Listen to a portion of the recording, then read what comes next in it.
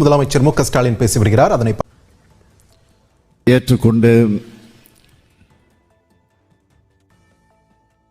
இயக்கத்திலே பணியாற்றிக் கொண்டிருந்த நீங்கள்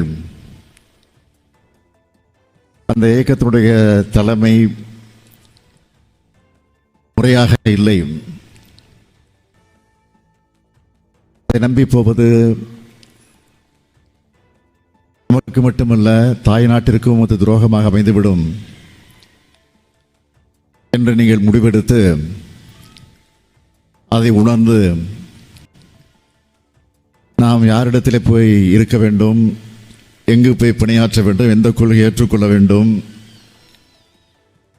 என்ற அந்த நிலையிலே சிறப்பான முடிவெடுத்து இன்றைக்கு திராவிட முன்னேற்றக் கழகத்தில் தங்களை இணைத்துக் கொண்டிருக்கிறீர்கள். இப்படி இணைத்துக் கொண்டிருக்கக்கூடிய நீங்கள் எல்லாம் இங்கு வந்திருப்பதை பார்த்து நான் மகிழ்ச்சி அடைகிறேன், பெருமைப்படுகிறேன். இவையெல்லாம் நான்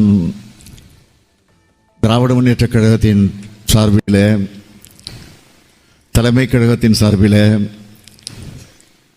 இன்னும் சொல்ல வேண்டும் என்று சொன்னால் மறைந்தாலும் நம்முடைய உள்ளத்திலே குடியிருக்கக்கூடிய தலைவர் கலைஞர் அவர்களின் சார்பில் வருக வருக வருக என்று நான் வரவேற்க கடமைப்பட்டிருக்கிறேன். பாடுபட வேண்டும்,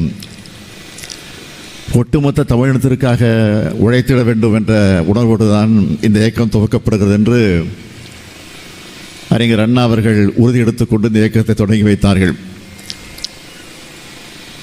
அதற்கு பிறகு படிப்படியாக கழகம் வளர்ந்து 57ஆம் ஆண்டு முதல் தேர்தல் களத்தில் நாம் ஈடுபட்டோம். 49 தொடங்கி 57 தான் தேர்தல் களத்திற்கு வந்தோம்.